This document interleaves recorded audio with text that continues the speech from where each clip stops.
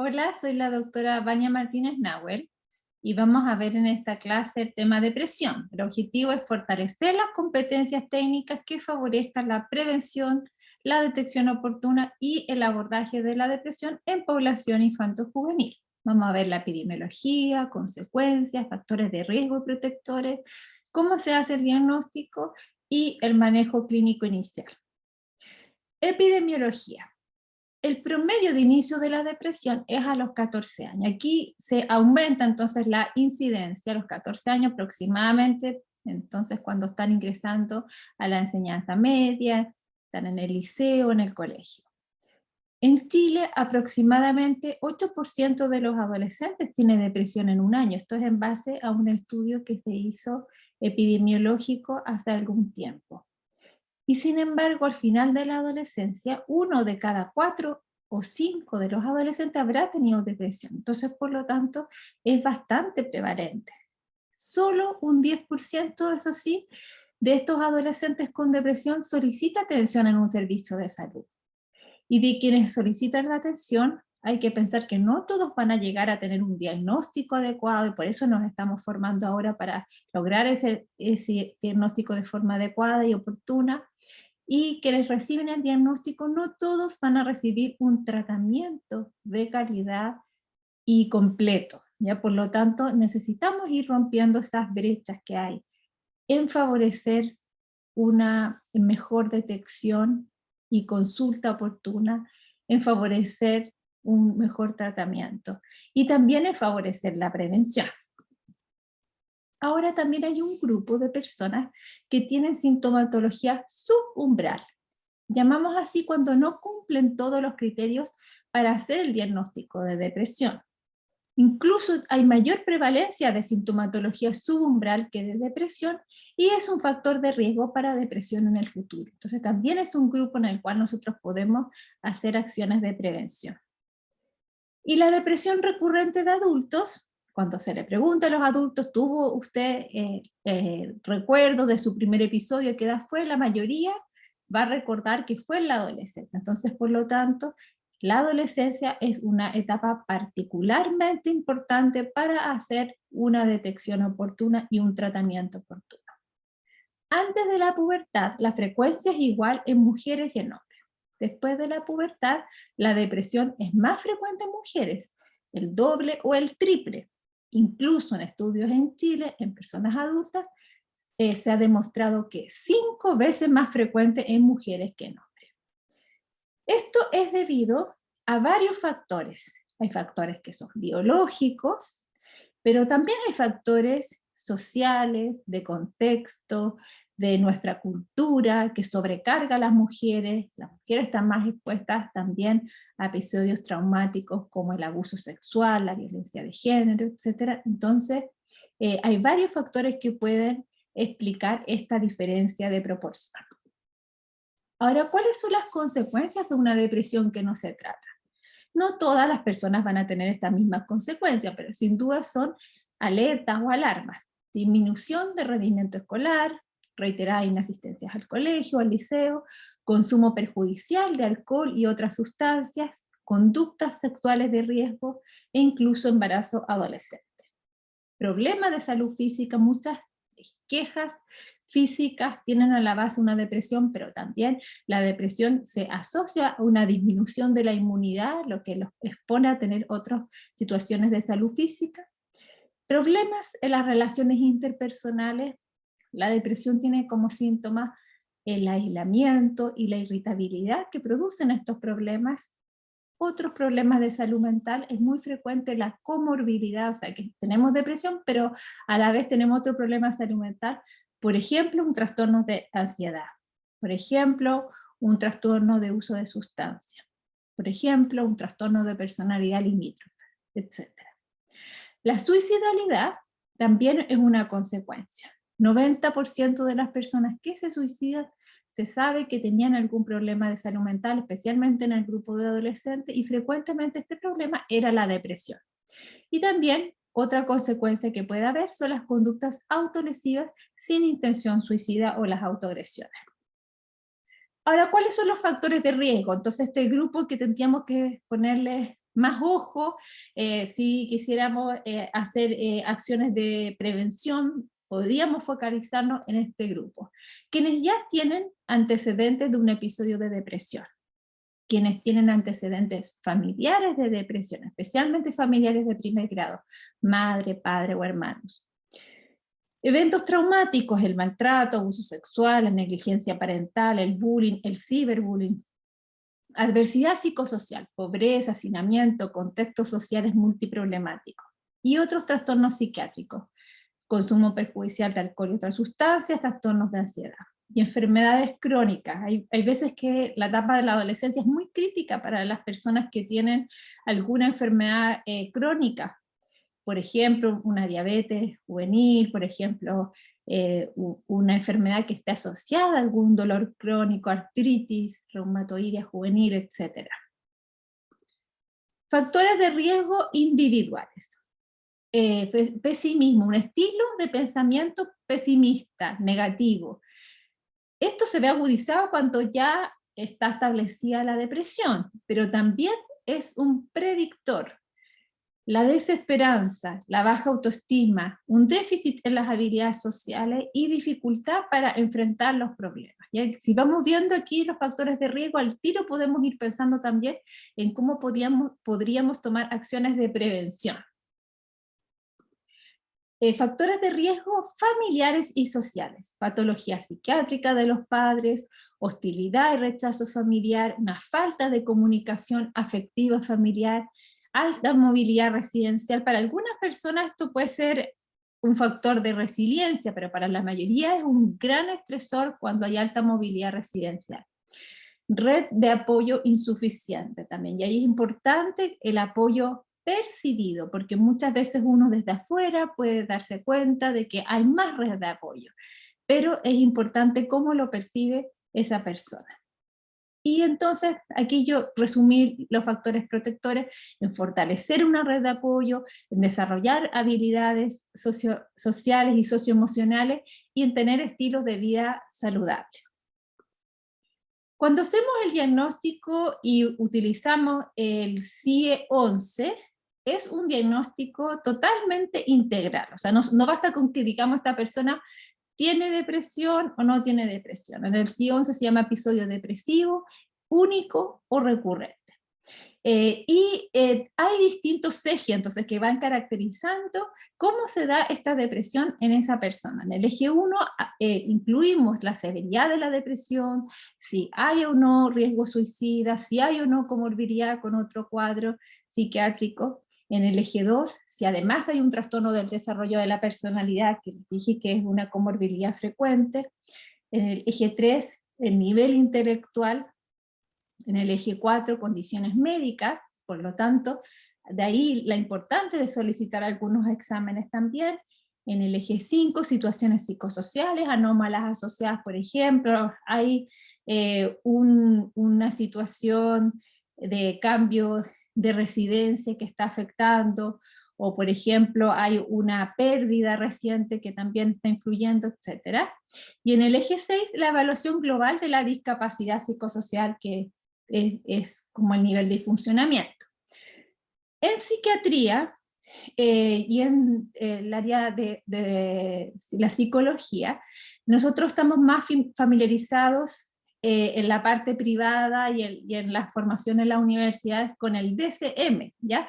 Sin embargo, en el caso de trastorno depresivo mayor, que es el diagnóstico para DCM, y en el caso de CIE-11, episodio depresivo único recurrente, la sintomatología descrita y la forma de hacer el diagnóstico es muy similar.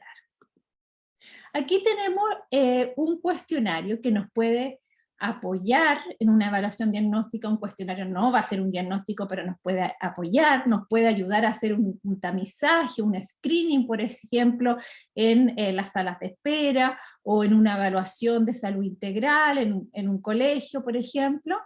Y también nos puede ayudar en el seguimiento de los tratamientos, ¿ya? Aquí entonces está el PHQ-9, que tiene 9 preguntas, y que son los síntomas que están descritos en los manuales diagnósticos como necesarios para hacer diagnóstico de depresión. Entonces, dice, durante las últimas 2 semanas, ya eso es importante, está ahí destacado que son 2 semanas, ¿con qué frecuencia te han incomodado algunos de los siguientes síntomas? ¿Ya? Y entonces se va desde nunca hasta casi todos los días.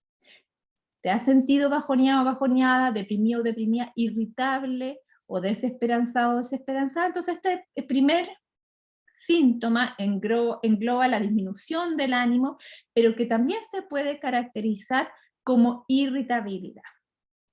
En la pregunta 2, ¿has tenido poco interés o placer al hacer las cosas?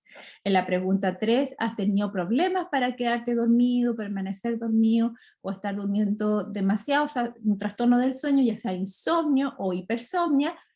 En el 4, ¿te has sentido cansado, cansada, con poca energía? En el 5, ¿has tenido poco apetito, has bajado de peso o has comido excesivamente? Entonces cambios también ahí en patrón de la alimentación. ¿Te has sentido mal respecto de ti mismo? ¿O te has sentido que tú eres un fracasado o fracasada y que has decepcionado a tu familia o a ti mismo? Es un síntoma que muchas veces se ve y se va a trabajar en terapia específicamente.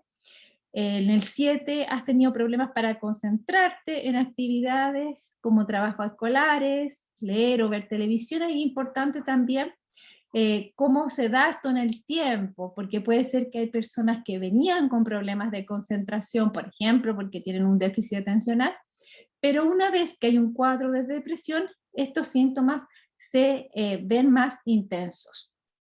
En el 8, te has movido o hablado más lento que las otras personas, o sea, las otras personas lo podrían haber notado esto, o al contrario, has estado más inquieto, inquieta, moviéndote de un lado para otro, ¿ya? Aquí hay un cierto grado de inquietud o de más lentitud. Y en el 9, has pensado que sería mejor estar muerto o muerta, o en hacerte daño de alguna manera. ¿Ya? Entonces esos son las 9 preguntas que corresponden a 9 síntomas. Hay un cuadro azul, ya que es una forma de mirar este test para ver si es que estaría positivo o no, que indica que tiene que haber al menos 5 cruces o tickets en la zona encuadrada en azul, y que al menos uno de esos 5 cruces tiene que ser el síntoma 1 o el síntoma 2. O sea, el síntoma 1 y el 2 son los primordiales de la depresión. De hecho, hay un cuestionario que se llama PHQ-2, que son solo las primeras 2 preguntas, entonces se focaliza en estas preguntas que son filtro para las otras.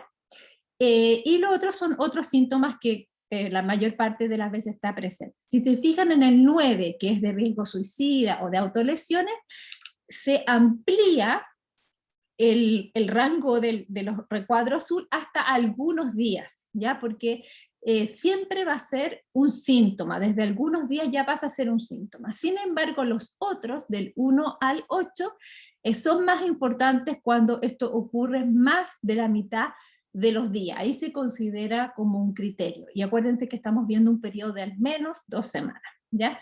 Que tienen estos síntomas las personas. Otra forma de ver este cuestionario, y sobre todo para hacer un seguimiento a través del tiempo, es simplemente sumar el puntaje, ahí dice sumarlo por columna y después sumarlo en total, y ese puntaje, en el caso de Chile, para el grupo de adolescentes, se demostró que el punto de corte es de 11 hacia arriba. O sea, en el caso de obtener 11 puntos o más, estaríamos en un probable caso de depresión, y nos sirve entonces para complementarlo con una evaluación clínica. Ahora, ¿con qué tenemos que hacer el diagnóstico diferencial? Con una crisis normativa. Esto quiere decir que los adolescentes viven situaciones complicadas y que les afectan emocionalmente y que tienen mayor intensidad emocional, pero que hay que distinguirla de una depresión. Por ejemplo, una ruptura amorosa. Un trastorno adaptativo significa que ya hay presencia de síntomas, que ya está afectando funcionalmente, pero muy relacionado a un evento en particular y que el nivel sintomático no es tanto como para que podamos decir que es una depresión u otro cuadro. Un duelo también, un duelo puede tener síntomas muy similares, pero se diferencia, por ejemplo, en que en un duelo no tendría por qué aparecer una ideación suicida o autoagresiones. El trastorno de ansiedad también comparte ciertos síntomas y es un diagnóstico diferencial, pero a su vez también puede ser una comorbilidad.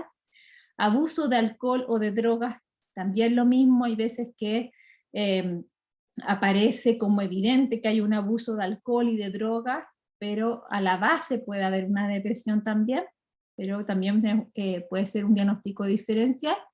El trastorno oposicionista desafiante también puede ser algo que nos confunde. El síndrome de déficit atencional, por estos síntomas de desconcentración, poca motivación, trastornos de aprendizaje y condiciones médicas como por ejemplo el hipotiroidismo. Ahora, cuando ya tenemos el diagnóstico hecho de un trastorno depresivo mayor o de un episodio depresivo, lo que vamos a hacer es igual hacer estos exámenes de laboratorio, hemograma, pruebas tiroideas, puede ser un perfil bioquímico, hacer una psicoeducación porque todavía hay mucho estigma y muchos mitos en relación a la depresión, entonces educar que esta es una enfermedad y que esta enfermedad es multifactorial, no hay un solo elemento. Antes se hablaba, por ejemplo, de depresiones reactivas versus depresiones endógenas. Hoy en día no tenemos esa nomenclatura porque nos damos cuenta que las depresiones en general tienen componentes que son biológicos y además tienen componentes que son contextuales o sociales. Discutir los límites de la confidencialidad. Es muy importante establecer una relación de confianza, la que sigue alianza terapéutica, y para eso aclarar además que en el caso de riesgo suicida vamos a compartir esa información, pero no por acusar a la persona y menos hacerlo a su espalda, sino por la necesidad de ayuda que tiene. Establecer un plan de seguridad para prevenir el riesgo suicida, esto lo vamos a ver con más detalle cuando nos refiramos específicamente al riesgo suicida, pero un plan de seguridad significa, por ejemplo, si vamos a indicar fármacos, que no queden a cargo del adolescente, sino que queden a cargo de un adulto, que no haya métodos letales ahí muy a la mano, por ejemplo, si hubiera armas de fuego, eso rápidamente hay que hacerlos desaparecer. Y establecer entonces situaciones que pueden ser de alerta o de alarma y cómo enfrentar esas situaciones. Intervenciones con la familia, con el colegio, anticoncepción si corresponde. Y aquí es muy importante esto tanto para la prevención como para el tratamiento, los hábitos de vida saludables. Establecer una higiene del sueño adecuada para favorecer un sueño reparador, hacer actividad física regularmente. Puede ser esto más difícil cuando hay situación de cuarentenas, de confinamiento, ¿cierto? Pero aún así hay harta oferta para poder hacer estas actividades, también el uso de franjas horarias para hacer actividad física al aire libre, alimentarse saludablemente, no consumir alcohol y drogas, y hacer actividades agradables. Esto también nosotros llamamos activación conductual, que es una verdadera terapia. Hay terapia de activación conductual, que entonces empezar a definir cuáles son esas actividades que ha dejado de hacer, pero que le eran agradables antes, y empezar a programarlas con horario para empezar a activar a la persona. Ahora, los medicamentos antidepresivos se usan en adolescentes y deben usarse, pero los reservamos para las depresiones que tienen mayor gravedad, ¿ya? Depresiones leves no está indicado utilizar medicamentos antidepresivos, depresiones más graves sí están, depresiones moderadas probablemente también, pero ahí uno puede poner en la balanza los síntomas y definir si es que nos esperamos un poco a ver cómo evoluciona con un tratamiento psicológico o si es que partimos con un tratamiento combinado. Los medicamentos que se utilizan son los inhibidores selectivos de la recaptura de serotonina, los que están aprobados para uso en adolescentes y que tienen mejores resultados son la fluoxetina y el escitalopram. Existen otros antidepresivos de la misma familia que se pueden utilizar, pero no son de primera línea. Entonces, eso es que tiene que quedar claro, que estos son los medicamentos que están indicados, aprobados y sugeridos también en las distintas guías clínicas. Ahora, los tratamientos se mantienen por al menos 8 meses. En general, desde que uno empieza un tratamiento, uno parte con una dosis más baja y la sube a la semana, por ejemplo. Pasamos con fluoxetina medio comprimido durante una semana, luego lo subimos y esperamos un tiempo a que haga efecto, porque no es un efecto inmediato, sino que es un efecto que requiere al menos unas 2 a 3 semanas. No producen dependencia, tienen muy pocos efectos secundarios. Hay alertas en cuanto a los antidepresivos de un posible aumento de la suicidalidad, de las ideaciones suicidas, y por lo tanto siempre requieren una monitorización general de los síntomas secundarios y en especial del riesgo suicida. Psicoterapia e intervención psicosocial, eso es importante de incluirlo siempre, porque es el tratamiento principal. Hay psicoterapias de corte interpersonal, de corte cognitivo-conductual, algunas psicoterapias psicodinámicas que han probado eficacia en adolescentes. Y es algo en el cual debiéramos entrenarnos, porque para que sea efectiva una psicoterapia para el tratamiento de la depresión en esta población, necesitamos que tenga una frecuencia semanal y se recomienda alrededor de unas 12 sesiones para establecer un buen tratamiento. ¿Ya? Entonces es importante también tener esos elementos. Un tratamiento bien llevado va a reducir las consecuencias negativas y la posibilidad de recaída y de recurrencia. Entonces, las ideas claves que les quiero dejar es que después de la pubertad la depresión es más frecuente en mujeres que en hombres, y entonces ahí hay distintos factores de riesgo. Sin embargo, en el caso de los hombres, son más reacios a consultar y tienen mayor riesgo de suicidio consumado y de comorbilidad con abuso de alcohol y otras sustancias. Por lo tanto, tenemos que tener este enfoque de género diferenciado que nos alerte a las diferencias que pueda haber. Es importante diagnosticar e iniciar un tratamiento para la depresión en forma precoz, oportuna, y también tenemos algunos elementos para poder prevenirla. Los dejo invitados entonces a que sigan adelante con este curso para ir profundizando en sus conocimientos.